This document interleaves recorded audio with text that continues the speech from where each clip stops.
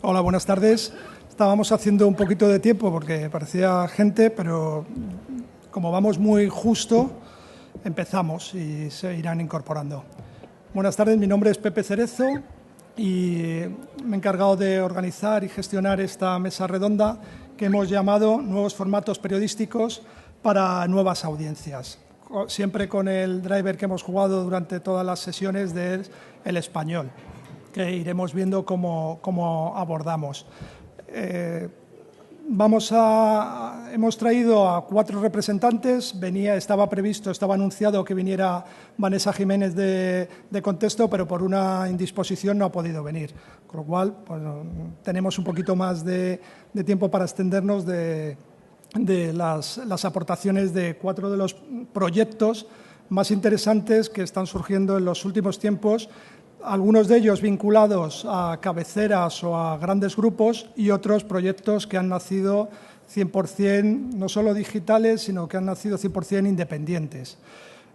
Yo voy a hablar poco, lo interesante es que se establezca un debate con ellos y con vosotros, y también agradecer a la gente que nos está viendo por streaming.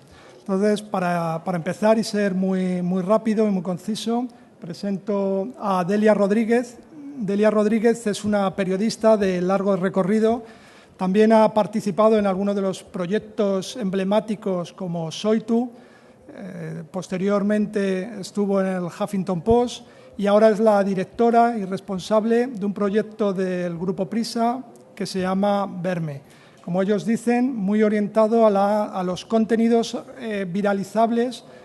Ella, además, es experta, tiene un libro de referencia sobre cómo los contenidos se viralizan en las redes y cómo un debate que teníamos también anteriormente, la importancia de cómo un contenido se convierte en viral y ese equilibrio entre lo superficial y lo profundo, entre la extensión y lo que llega a la gente y lo que le interesa y lo que se puede convertir en algo relevante. Entonces, yo me callo y doy el paso a Delia. Muchísimas gracias. Tiene que ser con el micro.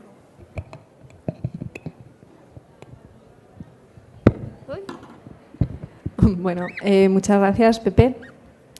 Me gustaría comenzar explicando que Verne es una sección del País. Es decir, estamos dentro de la redacción del País, tenemos un espíritu un poco de startup, un poco diferente, de querer hacer... somos un experimento, ¿no?, dentro de la gran redacción del País. Somos un equipo muy pequeñito, somos 6 personas, no tan jóvenes, es decir, tenemos todos entre 30 y 38 años. Y cuando planteamos el proyecto el año pasado, Verne siempre quiso ser una gran página web, quiso tener su estilo propio, pero no pudimos hacerlo pues por estas cosas que tienen las grandes empresas, ¿no? Y decidimos salir en 2 fases, primero como blog, con un perfil bajo, casi sin llamar la atención, y después ya como una página web. Resultó ser una idea buena, porque mientras íbamos rodándonos, íbamos probando en el blog, íbamos calentando para realmente el que iba a ser nuestro trabajo. Hoy somos la 4ª sección más vista del periódico y tenemos un 12% del tráfico del país. Estamos hablando de 6 meses si contamos desde que empezamos a ser un blog, que creo que es un éxito bastante importante. Somos además una web de contenido pensado para ser compartido en redes sociales, es decir, somos una web de contenido viral. ¿Qué problemas hay con las webs de contenido viral? El primero es que, por definición, la viralidad sucede cuando estás compartiendo una emoción, ¿no? O sea, para que algo se haga viral tienen que ocurrir 2 cosas. Tiene que provocarnos una emoción muy intensa y tiene que hacernos pensar en los otros. Y cuando hablas de periodismo y de emociones, hay que ser muy comedido. No todas las emociones sirven para hacer periodismo. Así que decidimos centrarnos en el asombro, que nos parecía la más periodística de todas y la más alucinante, ¿no?, la que estaba dentro de las bases de nuestro oficio. Y por eso nos llamamos Verne, porque nos recordaba esas épocas de la infancia, las lecturas, a los grandes viajes, a los exploradores. Nos gustaba muchísimo asociarnos precisamente con eso, ¿no? El segundo problema era cómo hacer ese tipo de contenidos dentro del principal periódico en español. cómo mantener la calidad del país y cómo hacer un producto apropiado para el país. Y bueno, llegamos a la conclusión de que contenido viral no es lo mismo que contenido rápido, que contenido ligero, que contenido superficial, que contenido mal hecho. Nos propusimos hacer la mejor web de contenido viral en español. Y bueno, eso significa que tratamos todo tipo de temas. Nuestros temas más vistos van desde la economía hasta la historia, hasta la lingüística. Y que solamente publicamos una media de 3 temas al día. Es decir, viral para nosotros no es lo mismo que rápido, que producir mucho, que corto, que ligero, ¿no? De alguna forma rompimos todas esas presuposiciones incorrectas que había sobre lo viral. Y bueno, el título de esta mesa es Nuevos formatos para nuevas audiencias, que además me parece muy adecuado para definir qué es exactamente Verne. O sea, para nosotros los nuevos formatos son vitales. Es decir, tú ya no puedes engañar al lector y meterle 2 párrafos de paja antes de empezar a contarle una historia, ¿no? Se van, te están viendo en el móvil y si no les das lo que le interesa, dices, me estás engañando. Hay millones de medios de comunicación contándome exactamente lo mismo que tú. ¿Por qué me engañas? ¿Por qué me haces perder el tiempo, ¿no? Estamos en una economía de la atención, o sea, eso ya no funciona. Y bueno, en un periódico tú ya tenías la atención del lector y tú ya tenías tu formato. Ibas y el maquetador te decía, mira, tienes estas 3 columnas y tienes que llenar exactamente esto. A nosotros eso ya no nos pasa. O sea, tenemos un libro de maquetas que usamos en la redacción que tiene más de 50 formatos que hemos visto alguna vez, que ha hecho alguien y que nos han gustado y que nos recuerdan que si hacemos una noticia que es una foto y 4 párrafos, pues probablemente no nos lo hemos currado lo suficiente, ¿no? Porque eso podía ser una entrevista, podía ser una lista, podía ser una infografía, podía ser un sacadudas, podía ser muchísimas cosas, ¿no?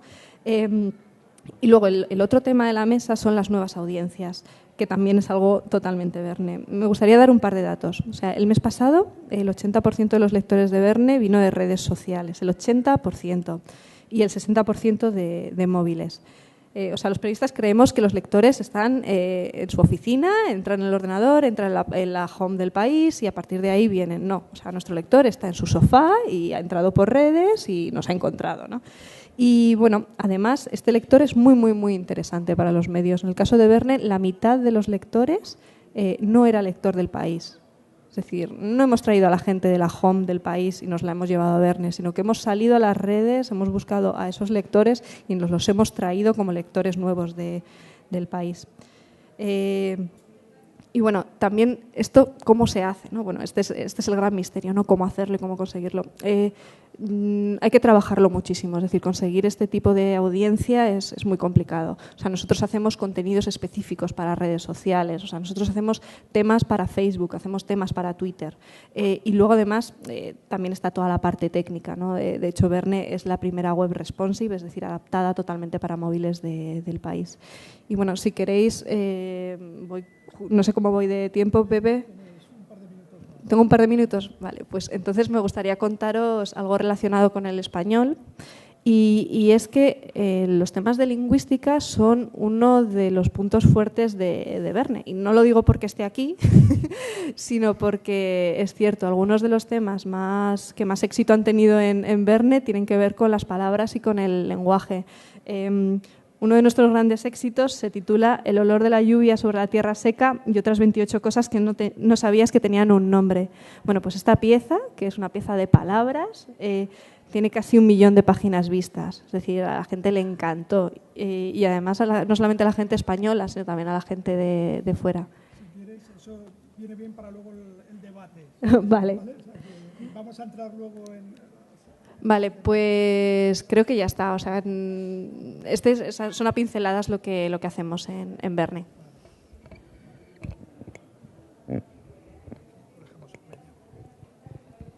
Gracias, Delia. Muy interesante. Lo decía porque ahora vamos a retomar el tema y va a ser muy, muy relevante todo lo que nos cuentes. Entonces, ahora a continuación, Eduardo Suárez es subdirector del Español. El Español, como casi todos, es subdirector y fundador de un medio que saldrá en otoño. Es un proyecto de Pedro J. Ramírez, pero que tiene un equipo muy potente y que ya ha pasado a la historia sin haber nacido, porque han sido el primer medio que ha batido récords por obtener dinero vía crowdfunding a través de a través de la red, de pedir dinero para convertirse en accionistas. Entonces, es un proyecto muy innovador también, que ha levantado muchas expectativas. Han empezado a hacer alguna serie de coberturas que ya denotan pues algo de lo que decía Delia, ¿no? Esa atracción por las redes sociales, esa atracción por el mobile, por nuevos formatos y nuevas audiencias. Eduardo, muchas gracias por estar. Muy bien, muchas gracias, Pepe. Os voy a contar un poquito pues lo que ha hecho Delia también. Somos proyectos nuevos y pues me gustaría deciros un poco lo que hemos hecho hasta ahora. Estamos en esa primera fase, digamos, de beta de blog de la que hablaba Delia, que ellos empezaron así, pues nosotros también. Somos una redacción muy pequeñita, por ahora solo somos 6-7 periodistas. Y bueno, pues no aspiramos desde luego a cubrirlo todo y lo que vamos es usando nuestro blog, que empezó el 10 de enero, pues para ir haciendo pequeños experimentos, pequeñas cosas que nos gusta probar, ver cómo funcionan. Y luego también lo que estamos es bastante activos en redes sociales, sobre todo ahora al principio en Twitter. Entonces, bueno, os cuento muy rápido sobre todo 3 cosas: cómo hemos hecho la campaña de crowdfunding, cómo estamos llevando el Twitter y alguna de las cosas que hemos hecho en el blog. En cuanto al crowdfunding, como decía Pepe, quizá lo más original de nuestro caso es que hemos hecho crowdfunding por acciones, es decir, nosotros no ofrecíamos una recompensa o una suscripción como hacen otros medios, o ha hecho, por ejemplo, Contexto, que iba a estar hoy aquí, al final no ha podido. Nosotros no ofrecemos una suscripción a cambio de una donación. Lo que ofrecemos es la posibilidad, o lo que ofrecíamos era la posibilidad de ser propietario de la empresa editora del periódico. Bueno, pues hubo 5.500 personas que acudieron a esa llamada y recaudamos unos 3 millones de euros, y que hasta ahora es la cifra que más se ha recaudado en el mundo, que un medio ha recaudado más en el mundo, ¿no? Había habido otros ejemplos de empresas que habían hecho algo similar, pero casi siempre en el sector de la tecnología. El ejemplo más claro en España, porque fueron los que más sacaron, es una empresa de drones de Barcelona. En nuestro caso, el éxito lo atribuimos, bueno, por supuesto, a la figura de Pedro J, que, bueno, pues para bien y para mal, pues arrastra a muchísima gente, y bueno, pues eso es parte del éxito. Y luego también creemos que tiene que ver con las primeras cosas que hemos hecho en el blog y en redes sociales, y sobre todo a las coberturas informativas que hemos ido haciendo durante estos 3 meses. Luego, en cuanto a redes sociales, que sería lo siguiente y está bastante enlazado, pues bueno, por supuesto las hemos aprovechado para hacer esa campaña de financiación colectiva, que me estoy dando cuenta además que decir crowdfunding quizá en este foro no es demasiado ortodoxo, pero sí, lo hemos usado. Sobre todo yo diría que Twitter ha sido muy eficaz a la hora de captar accionistas. Y luego las hemos utilizado para hacer información. Desde el principio tuvimos claro que no queríamos tuitear, digamos, cosas automáticamente, no queríamos ser un bot, queríamos ser reporteros en Twitter, sobre todo aprovechar el potencial de la red para poner enlaces interesantes de cualquier medio, en español y en inglés, que también al principio hubo un poco de polémica porque poníamos enlaces en inglés y alguno se quejó, pero yo creo que en definitiva ha sido muy positiva la experiencia. Siempre la cuenta la lleva uno de nuestros reporteros / editores. Por ahora somos 5 personas, las personas que llevamos la cuenta: María Ramírez, Jordi Pérez Colomé, Pablo Romero, Daniel Basteiro y yo. Y bueno, evidentemente no es sostenible a medio plazo, pues porque esas personas al final pues van a tener otras ocupaciones en la redacción, pero sí queríamos marcar un estilo desde el principio y una manera de hacer el Twitter distinta de cómo lo hacen otros medios, y yo creo que hasta ahora lo hemos conseguido y las cifras están muy bien. Ayer hicimos justo 100.000 seguidores en Twitter y estamos empezando a prestar atención también a otros sitios, ¿no? Delia hablaba antes creo de Facebook, que es el sitio de donde te viene más tráfico casi siempre, ¿no? A un medio, y a partir de ahora queremos cuidarlo cada vez más. Por último, sí quería indicaros alguna de las cosas que hemos hecho en el blog y que quizá pues han tenido más éxito. Lo más visto hasta ahora en el blog ha sido el live blog, el directo electoral que hicimos la noche de las elecciones andaluzas. Tuvo unas 100 y pico mil páginas vistas, que para nosotros pues está muy bien, estamos muy satisfechos, pues porque somos un medio muy joven y llevamos muy poquito tiempo, y bueno, la verdad es que hasta ahora lo que más éxito está teniendo pues es todo aquello que tiene un contenido más visual, mucho éxito los gráficos, sobre todo bueno, pues los que han hecho pues tanto Kiko Llaneras como 93 metros, que son una productora con la que trabajamos, también uno que hizo David Domínguez, que es un colega nuestro ahí en la redacción, que hizo un gráfico de aviones que, bueno, todos los días sigue teniendo, de accidentes de avión, sigue teniendo cada día 2.000, 3.000 visitas nuevas sin que hagamos nada. Y bueno, pues también formatos como el Gigapan que hicimos en la marcha de Podemos, que no es un formato nuevo, es una fotografía gigante con la cual puedas ver prácticamente a la gente persona por persona, a todo el mundo que estaba en Sol. Es un formato que viene de atrás y que Adriano, de 93 metros, Adriano Morán, había probado muchas veces en La Información y que retomamos ese día, y la verdad que tuvo mucho éxito con un espectro muy amplio de lectores, incluso muchos lectores que de otra manera quizá no se habrían acercado al español, y yo creo que eso pues estuvo muy bien. Y nada, bueno, luego charlamos un poco de esto y de lo que queráis del idioma español también. Muchísimas gracias, Eduardo. Y doy la palabra a Nacho García. Nacho García es... bueno, tenéis... Vale. Tenemos. Perfecto. Nacho García es director de marketing de Last Lab, que ahora nos contará qué es exactamente. Es una empresa, pertenece a Unidad Editorial, y están preparando también el lanzamiento precisamente para llegar a estas nuevas audiencias a través de nuevos formatos. Nacho, gracias. Gracias, Pepe. Pues sí, nosotros somos un poco un verso suelto dentro del universo de Unidad Editorial, que sí que, pues bueno, nos encontramos en un momento en el que hay un cambio absoluto a la hora de enfrentarte a nuevos modelos de comunicación, y a la hora de tener que desdibujar, aparcar prejuicios y derribar ciertas fronteras para llegar a unas audiencias que cada vez son más selectivas, que cada vez nos están demandando unos contenidos y unos flujos de comunicación diferentes, ¿no?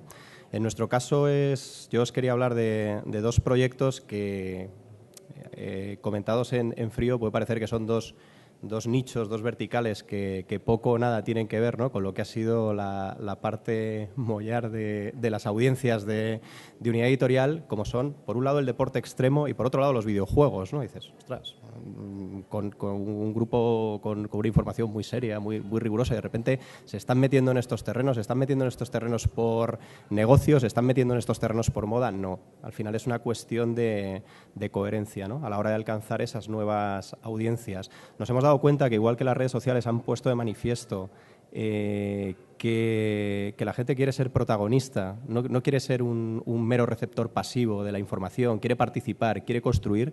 Esto mismo sucede en el ámbito de las aficiones, en el ámbito del ocio y en otros ámbitos de la vida de nuestros seguidores o de nuestra audiencia, ¿no? Y ahí nos hemos dado cuenta que es muy importante poder construir con ellos desde el principio y ofrecerles apuestas que les permitan estar creando comunidades alrededor de unas disciplinas o que han sido muy nicho o que históricamente no han sido tenidas en cuenta por los grupos de comunicación, los grandes grupos de comunicación o los medios de comunicación más serios, ¿no? Aquí también, y aprovechando el foro en el que nos encontramos, el vehículo, en este caso el lenguaje que compartimos, es fundamental de cara a convertir, pues, un mercado de 46 millones de potenciales seguidores, de potenciales clientes, en un universo muchísimo mayor.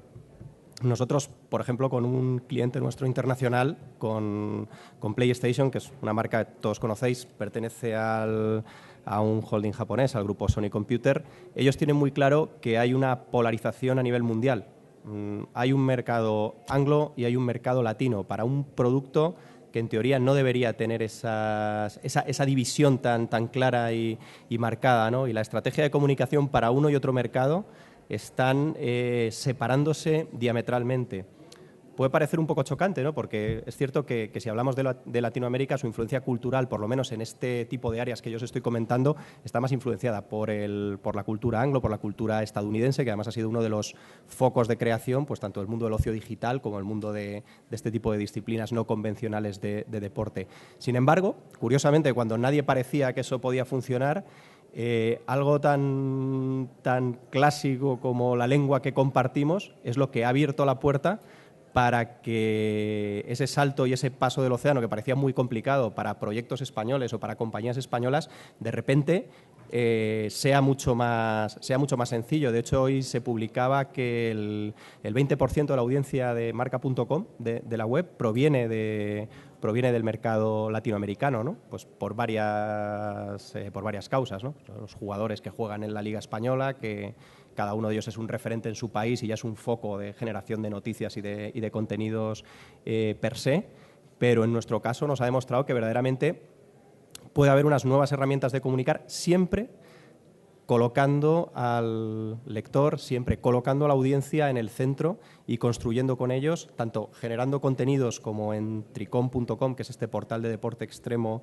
del que os estaba hablando, donde los propios usuarios pueden subir sus propias creaciones audiovisuales, sus propias piezas, compartirlas, viralizarlas, como en el caso de esta plataforma de juego online, de videojuegos, donde se genera una comunidad que comparte un idioma alrededor de una serie de títulos y de afinidades comunes, ¿no? Es lo que os decía, yo creo que estamos en un momento de derrumbar barreras, de dejarnos de prejuicios, porque lo que a priori parecía que podía ser un freno y que nos podía impedir avanzar, yo creo que es una oportunidad que tenemos para adentrarnos en nuevos territorios desde el punto de vista editorial, que luego ya viene la parte, como decíamos antes de empezar esta charla, ¿no? La parte más ardua, que es convertirlo luego en negocio, convertirlo luego en dinero, pero sí que tiene ese potencial para abrir nuevas líneas de negocio viables y en las que poder estar comunicando en áreas que hasta ahora habíamos dejado un poquito más olvidadas, ¿no?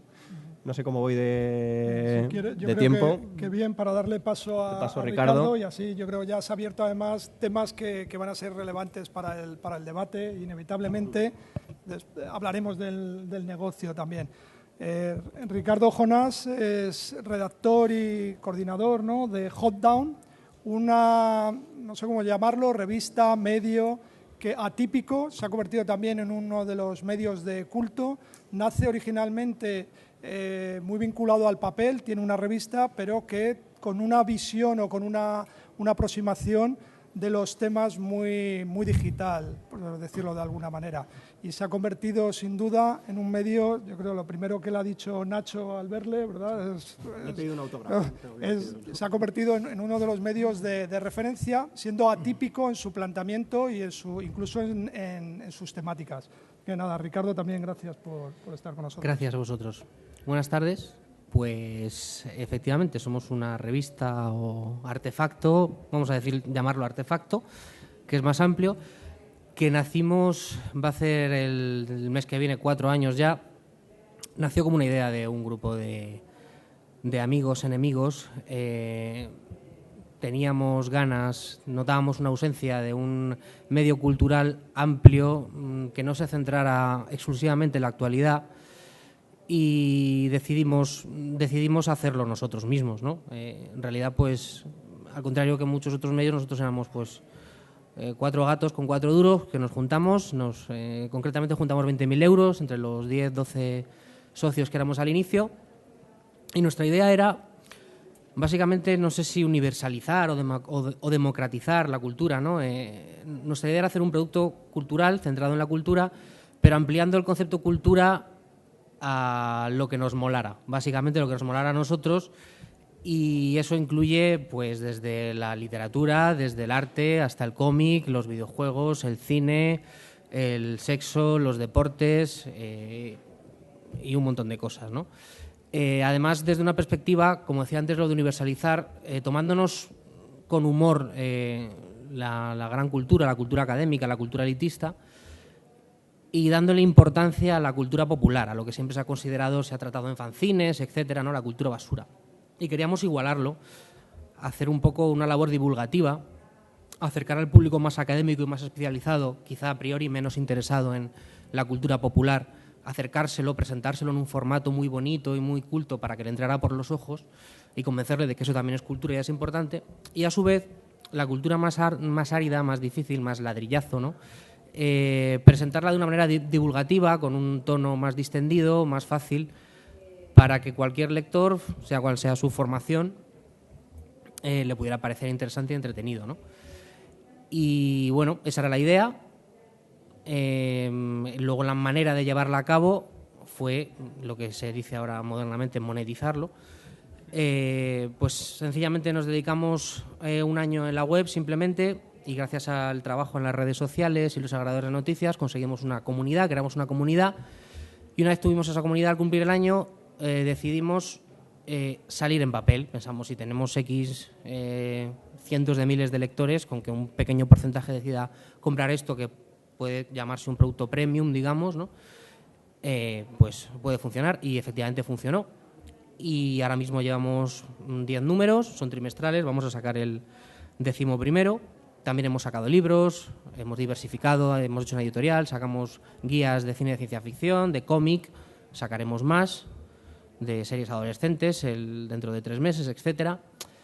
Y ahora mismo pues tenemos alrededor de 1 millón de visitas mensuales en web y vendemos alrededor de 10.000 ejemplares de cada uno de las revistas que sacamos, y son a 15 euros cada una, así que no está mal.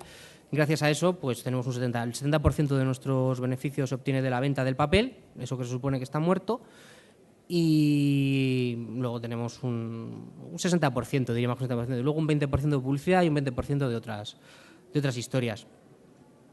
Y todo esto lo conseguimos pues simplemente haciendo lo que nos gustaba a nosotros, funcionando el modelo de negocio, digamos, la toma de decisiones es jerárquica, pero el funcionamiento económico es prácticamente el de una cooperativa,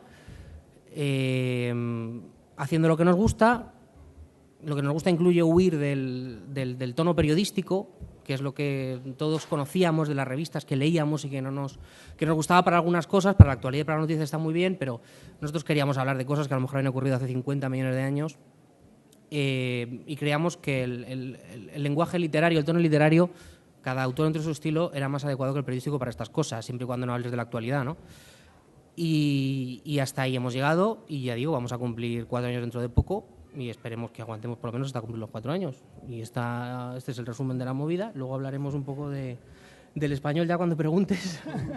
Pues eso mismo iba a preguntar ahora mismo, ¿no? Y así abrimos el debate y hago una primera pregunta genérica, pero también que participéis desde el público. Y te he interrumpido antes, Delia, porque me ha gustado mucho. Digo, esto me sirve luego para cogernos, si no ya no íbamos a hablar de nada. Que era el tema de la importancia de las palabras, decías, ¿no? Entonces, creo que esa es la clave de todo esto. Hablamos mucho de los nuevos formatos y todo el mundo está obsesionado con el vídeo, todo el mundo con las nuevas visualizaciones, y hemos dejado, o se está dejando a lo mejor, la palabra, ¿no? ¿Qué importancia tiene la palabra más allá de la importancia, o sea, desde el punto de vista de los nuevos formatos y cómo llegar a esas nuevas audiencias?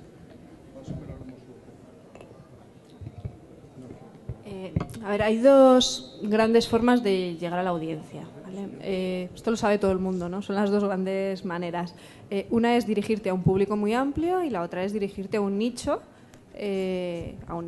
mucho más reducido, pero bueno, puedes tener el premio gordo, te puede ir muy bien, tanto si te diriges a un público amplísimo del que solamente una pequeña parte te hace caso, como si una gran parte de un nicho muy pequeño te hace caso, ¿no? Entonces nosotros, en nuestro caso, nos hemos dado cuenta de que el español y las palabras es uno de los mínimos comunes denominadores más amplios, es decir, que tenemos más en común que el lenguaje y que las palabras, ¿no? Y además no solamente nosotros en España, sino que además nos estamos dirigiendo a un público amplísimo. Entonces, todas las historias que hemos hecho en Verne sobre lingüística nos han funcionado de una manera increíble, precisamente por eso, porque apelaban a es la explicación que nos hemos dado, ¿no?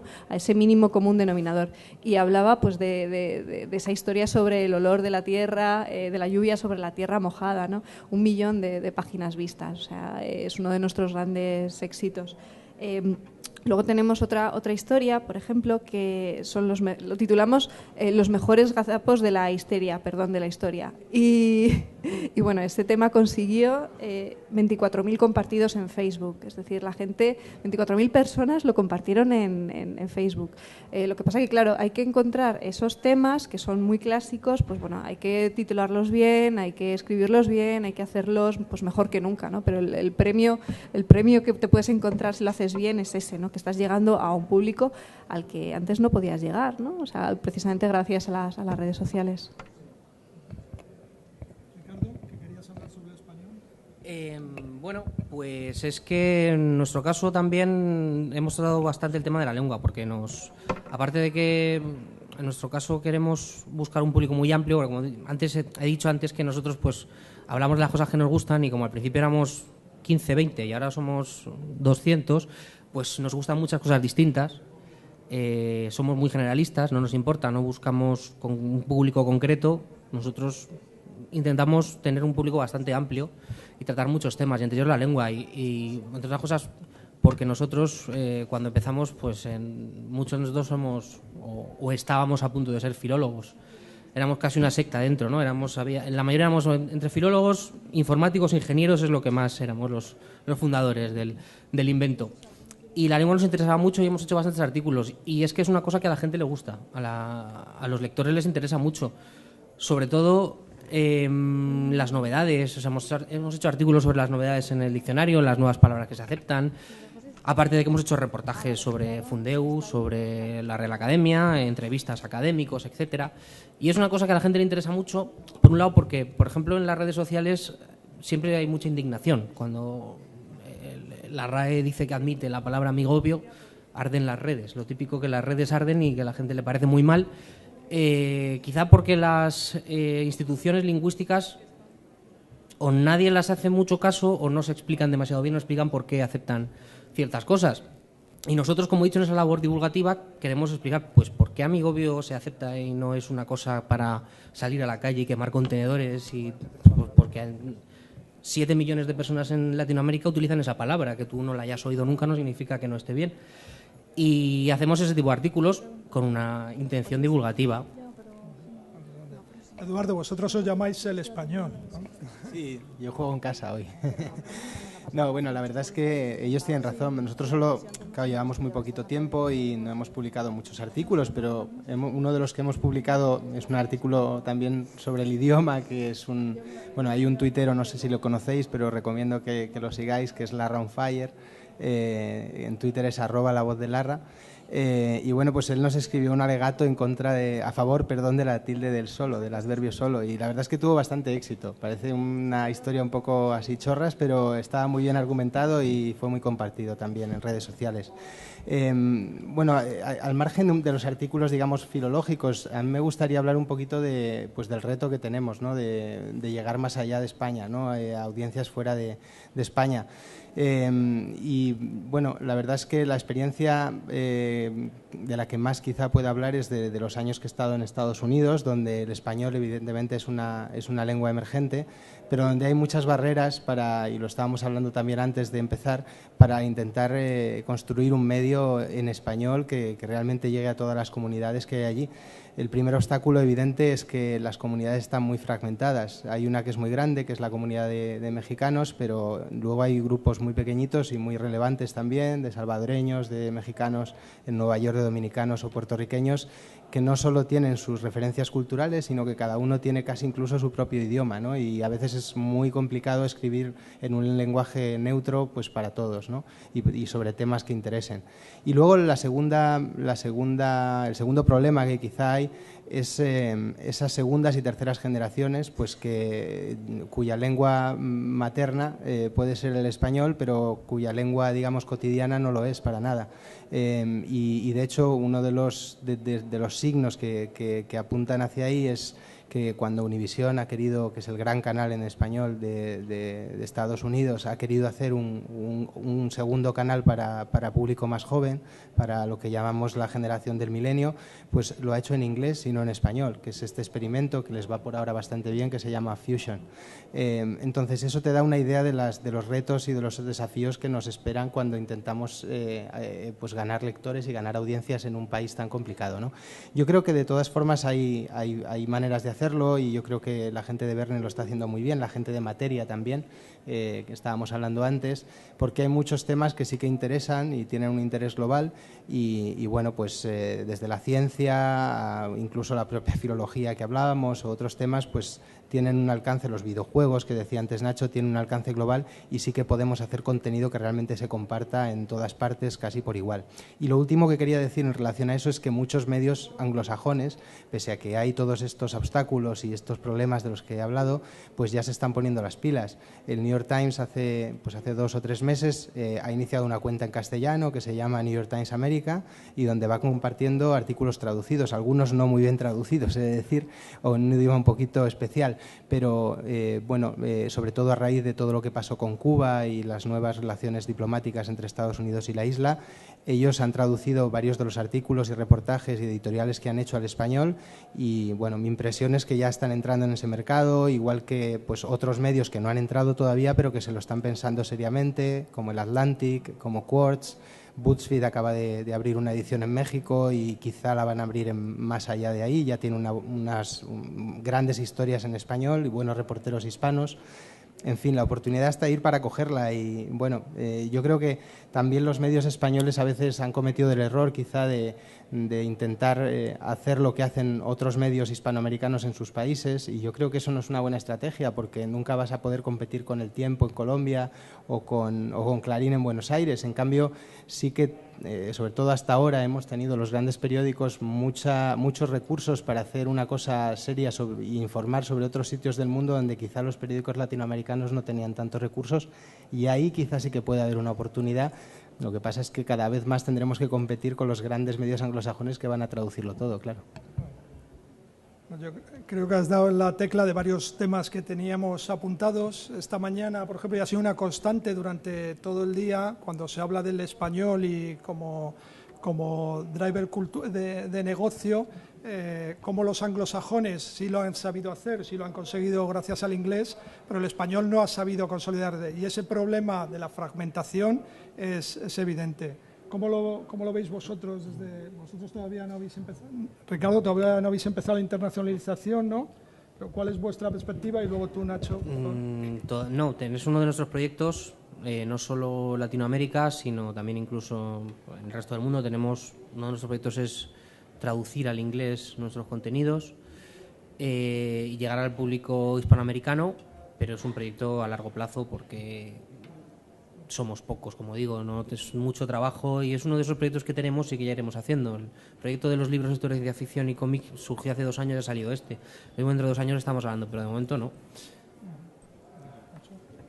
Sí, en nuestro caso concreto, en el caso de Tricón, el castellano es un facilitador, ¿no? O sea, que te permite tener el potencial de desarrollar un proyecto global con unos costes contenidos, ¿no? A la hora de ponerlo a rodar en la calle. Y una cosa que comentaba Eduardo ahora, que es interesante, aquí la ventaja es que estamos hablando de un territorio virgen en el que empiezas a construir desde cero, entonces no tienes que competir contra ese referente local. Sí que es cierto que nosotros desde el principio una de las cosas que hemos tenido claras es que cada una de las ediciones locales de los territorios combina contenidos globales, donde sí que podemos estar hablando de español al uso, como lo utilizamos nosotros, pero sí que tenemos redactores a nivel local que están dándole ese perfil, tanto a nivel lingüístico como a nivel de sensibilidad. Yo creo que tenemos una oportunidad por ese nexo cultural que tenemos, que cuando estamos hablando de esa parte más emocional, donde estamos trabajando nosotros ahora, ¿no? donde la audiencia es el centro de la historia y ellos ayudan a construirla, sí que tenemos esos puntos en común. Uno de ellos la lengua, que nos hace que las cosas sean un poquito más fáciles, pero sí que sin olvidar ese matiz o ese barniz identitario local que tenemos que dar para conectar con cada uno de los territorios.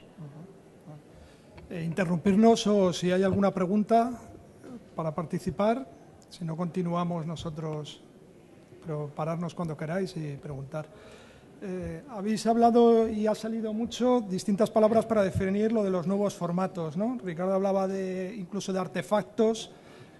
¿Cómo conceptualizáis, cómo veis que va a ser el formato? ¿Existe un formato de éxito para llegar a esas nuevas audiencias? Estoy pensando en los millennials y volvemos a lo que decíamos antes. ¿Son esos millennials los que solo quieren interactuar con contenidos audiovisuales? ¿Va a ser para ellos también importante la palabra? Estamos viendo también la famosa curva de la felicidad de Quartz, ¿no? Que los públicos se van polarizando también entre los que leen contenidos muy rápido, pero hay un público también que lee más de 600 y más de 800 palabras.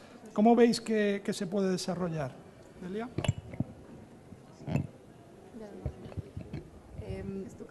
A ver, yo creo que hay un montón de falsas ideas sobre Internet, como que la gente solamente ve vídeo o que solamente se leen los contenidos cortos, y eso no es cierto. Es decir, vuelvo a decir lo que decía antes, lo que la gente en Internet no quiere es que le tomes el pelo, porque está muy complicado conseguir la atención de la gente, y nuestra atención cada vez está más disputada. Es decir, tú estás en tu móvil y estás con WhatsApp por un lado, estás leyendo el correo, te están llegando cosas por redes sociales, te está hablando no sé quién.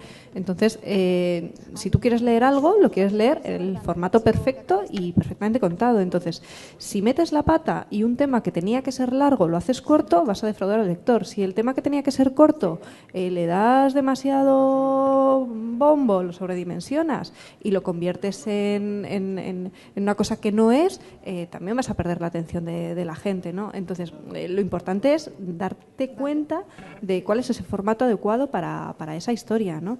Nosotros en Verne nos pasamos muchísimo tiempo decidiendo esto cómo lo damos, cuál es el formato, y hay veces que si no encontramos el formato no damos la historia, y no hay una respuesta clara. Igual que en la historia de la literatura no hubo una respuesta clara a cuál es el formato adecuado de un libro. O sea, llevamos siglos dándole vueltas al asunto de los formatos, y inventando y dándole vueltas, y matando a la novela, y matando a la poesía, y matándolo todo, ¿no? Y yo creo que en Internet va a pasar exactamente lo mismo. Bueno, pues el formato definitivo no sé cuál es. O sea, si lo supiéramos seríamos millonarios ya y no tendríamos que estar dando conferencias. Pero yo creo que el formato mixto, como decía Delia, cada tema pide un formato. No es lo mismo escribir un artículo sobre la novela rusa que sobre las 20 canciones punk de los años 70-80. Evidentemente estas últimas necesitarán vídeos, necesitarán YouTube, necesitarán una lista de Spotify, necesitará X cosas. El formato, yo creo que lo ideal es lo que te pida el tema, utilizar el formato mixto. Y en cuanto a lo típico de lo que se espera de Internet, lo que se cree que la gente lee en Internet, pues no sé, los demás no sé. Nosotros lo que pensábamos es que el público es como nosotros, no hay que infravalorar al público, no hay que considerar que el público no quiere leer, que el público es tonto y que le tienes que poner un vídeo con muchos colorines porque si no, no te hace caso. Pues no. Si tú no eres especialmente guay y el público es como tú, pues es bastante probable que le guste lo mismo que a ti. Así que, y más en nuestro caso, que utilizamos un tono literario, como he dicho antes, pues necesitamos cierta extensión a veces, no necesariamente que si la gente lee, pues sí, a quien le interesa leer, a quien le gusta leer tiene tiempo para sacar. Es que se mitifica mucho. Has hablado de 600, 800 palabras como mucho, y eso en Internet ya parece mucho, pero es porque parece mucho, pero no es. Nosotros sacamos textos de 5.000, 3.000 palabras que en realidad son 15 minutos de tu tiempo. De 3.000 palabras son 6 hojas de Word, no es tanto. Nos parece mucho porque nos han dicho que es mucho, nos han dicho que tenemos que estar trabajando, tenemos que estar haciendo cosas útiles, no podemos... No, coño, podemos pararnos 15 minutos a leer. Mismamente... Hoy hemos publicado una entrevista que tenía 12.450 palabras, y sé que eran 12.450 porque las tuve que corregir yo y tardé 3 horas. Que no tardas tanto en leértelo, pero es un tocho grande, y la gente que efectivamente se lo han leído. Hay gente en los comentarios, una entrevista a David Fernández, el parlamentario de la CUP, pues la gente se lo ha leído porque en los comentarios hay mucha gente insultándose y cagándose el muerto pisoteador del otro, porque ya sabemos que el independentismo es un tema que polariza mucho. Pues se lo ha leído y la gente lo comenta, y cuando tú ves los comentarios te da la impresión de que este se lo ha leído, ha pasado el titular. Así que público para perder su tiempo o ganarlo leyendo un texto largo, sea en el formato que sea, existe. Sí, yo como comentaba Delia, creo que no hay un formato único. Sí que es cierto que al final el público, la audiencia, no es tonta, y la calidad del contenido, la calidad de la oferta que le demos va a ser la clave para conseguir crear una relación con ellos. O sea, yo parece que estoy yendo mucho a la parte emocional, pero yo creo que la oportunidad que nos brindan ahora los medios es verdaderamente el poder establecer una relación pues mucho más duradera y mucho más sincera también con la audiencia, ¿no? Y yo creo que esta es una de las claves. Como decías, no hay que subestimarles nunca, y yo creo que la ventaja que tenemos ahora mismo es que las herramientas que disponemos para hacerles llegar lo que les interesa en cada momento y abrirles nuevas oportunidades de profundizar en temas que pueden ser relevantes para ellos y que a lo mejor no habían conocido y que pueden conocer por un formato muy liviano o muy ligero, como puede ser un vídeo, como puede ser una simple foto, yo creo que nos abren una oportunidad para después continuar manteniendo esa trazabilidad a largo plazo y esa relación con ellos, ¿no? Ahí me pongo un poco de abogado del diablo, ¿no? Para crear un poco de debate antes de terminar. Y está muy bien, y yo comparto de que los lectores quieren leer 12.000 palabras, yo intento leerlas, pero cuando vemos, por ejemplo, las partes más leídas, ¿no? Esas secciones que ponen los periódicos de las más queridas por los lectores, se contradice un poco con esa lectura. Cuando vemos en muchas redacciones cómo se insiste a los redactores, cómo tienen que titular para que en Facebook tengan más lectores también, ¿no? Esa es a lo que me refería yo, esa doble contradicción que vivimos siempre. Dejo ahí la pregunta. Sí, vamos a ver. Más rápido. Sí. Bueno. No, muy rápido. Bueno, yo creo que lo que decías de las noticias más vistas, el problema es hacerlas. Quiero decir, si no haces esas noticias, pues no son las más vistas. Eso para empezar, ¿no? Dicho lo cual, pues todos haremos cosas buenas, malas y regulares, pero las noticias más vistas nuestras en estos 3 meses, la más vista es el directo electoral de las andaluzas, la segunda es el Gigapan de la Puerta del Sol. Es decir, las dos cosas tienen que ver con una cosa que es la oportunidad, o sea, estar en el momento justo y hacer una pieza en este caso un directo que es muy apropiado para la actualidad. Luego, pues la tercera más vista creo que es el perfil que escribió Jordi Pérez Colomé sobre Albert Rivera, que son unas 6.000 palabras también, y bueno, nos da unos tiempos de permanencia en página muy altos, como de 8 o 9 minutos. Y luego la quinta creo que es un gráfico electoral que hizo Kiko Llaneras, que eso también te da idea de que los contenidos muy visuales pues te dan mucho tiempo o sea, te dan muchas visitas también, ¿no? Yo creo que lo de titular para Facebook, pues ¿por qué no? Quiero decir, y además que en esta época de redes sociales pues puedes poner un título en el artículo y poner 1000 títulos luego en redes sociales diferentes y probar cuál funciona mejor, y por supuesto que hay que probar, y el problema de hacer contenido pues del que luego te avergüences porque está en las noticias más vistas, pues es un problema de los medios que lo hacen. Yo creo que otra de las cosas, antes de dejar a Delia hablar, es que bueno, algunas veces yo creo que los medios, también los medios digitales, están demasiado influidos todavía por las rutinas del papel y no se atreven con esos textos más largos de los que hablaba Ricardo. Vamos, la experiencia, yo llevo muchos años en un medio tradicional y bueno, lo sé porque al final los textos que te piden son más cortos, y a veces estás 5 o 6 días en un sitio haciendo una historia o hablando con mucha gente y no te dejan hacer un texto más largo. Entonces, bueno, ahora que estamos nosotros ahí en un medio nuevo, nos estamos vengando, y los lectores, yo creo, hasta ahora nos acompañan. Pues, has hecho muy bien, Eduardo, en no dejarme agarrar el micrófono, porque has dicho exactamente lo mismo que iba a decir yo. Es decir, si te avergüenzas de tu lista de lo más visto, el problema es tuyo, no haberlo hecho, ¿no? A nosotros nos encantan todos los temas que tenemos, incluidos los 10 más vistos. Es más, o sea, ¿cómo te vas a avergonzar de el olor de la tierra, o sea, el olor de la lluvia sobre la tierra mojada y otras 28 palabras? Quiero decir, pero claro, es lo que tienes que hacer. Y luego, insisto en el tema de los falsos mitos. Hace unos años se hizo un análisis de las noticias más enviadas por email en el New York Times. Y claro, eran noticias maravillosas, porque bueno, dentro del New York Times pues hay historias increíbles, ¿no? Y llegaron a la conclusión de que muchas de ellas tenían en común, eran historias que le podían hacer cambiar de vida a otra persona. O sea, este tipo de grandes avances científicos, de grandes historias que pueden hacer a los otros hacer clic, ¿no? Replantearse sus vidas y cambiar de alguna manera. Esas eran las historias más compartidas en el New York Times. Generalmente buenas noticias y generalmente relacionadas con salud y con ciencia, etcétera. Claro, tú eliges la emoción que va a hacer a los otros compartir, o sea, puedes elegir el asombro, puedes elegir la fascinación, puedes elegir la sorpresa, pero también puedes elegir pues el sentimentalismo, la ira, puedes elegir otras, ¿no? ¿Cuál elijas es tu problema?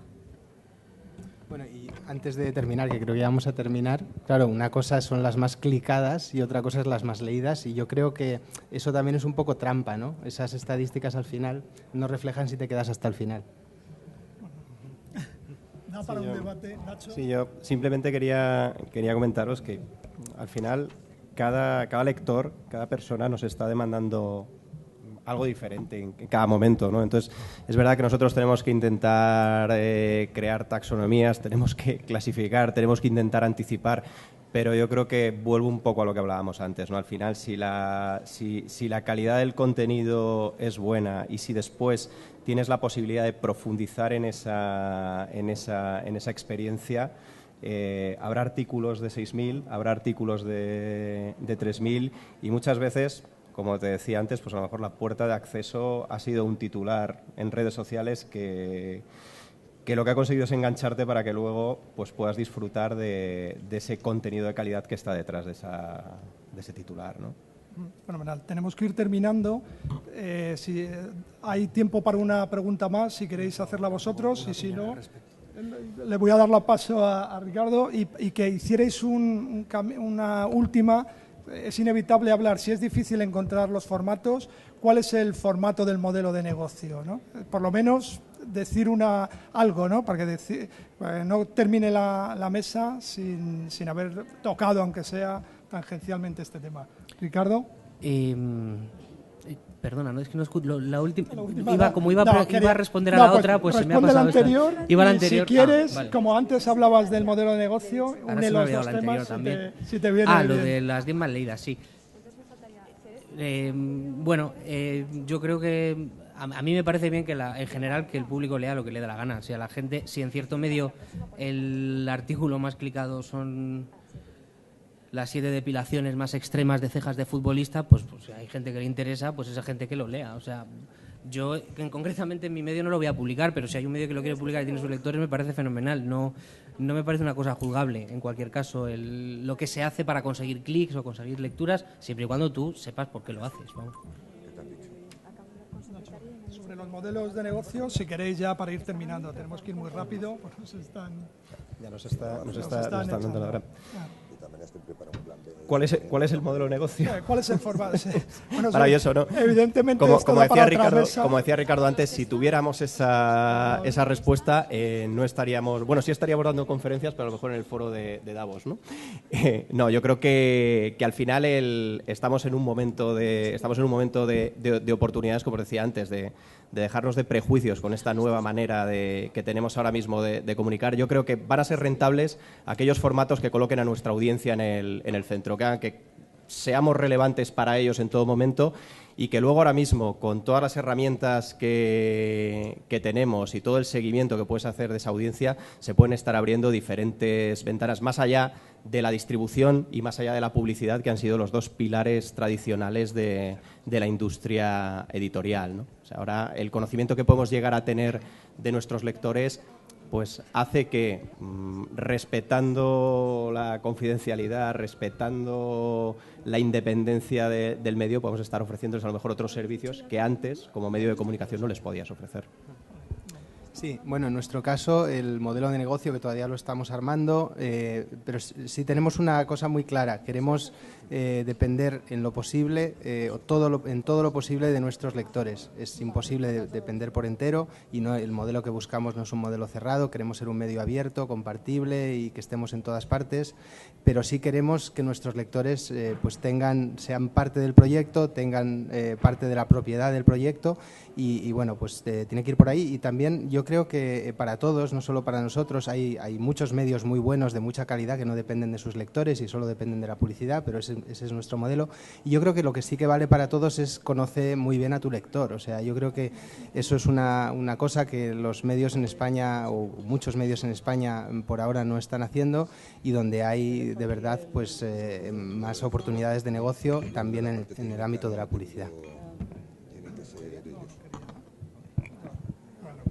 Tenemos que ir cerrando. Evidentemente, el objetivo de la mesa no era dar la solución ni a los formatos ni a los modelos de negocio, pero sí evidenciar que hay un proceso, incluso los medios que están surgiendo puros digitales o que están surgiendo sin el lastre o sin la mochila de los medios tradicionales, pues existe un mundo que está por hacer, ¿no? Yo creo que esa es la clave de todo lo que estamos viendo, y lo bueno de que está por hacer es que lo podemos hacer. Por eso doy paso ahora a la siguiente mesa, que es así también se plantea muchos temas de calado, que son precisamente la transformación de los medios tradicionales, de cómo se adaptan. Si es complicado para los nuevos medios, la dificultad doble de evolucionar un modelo que está desapareciendo en cierta medida para convertirlo en otra cosa. Así que os invito a que os quedéis y dar las gracias a Delia, a Eduardo, a Nacho y a Ricardo, y a vosotros, ¿vale? Muchísimas gracias. Un aplauso para ellos.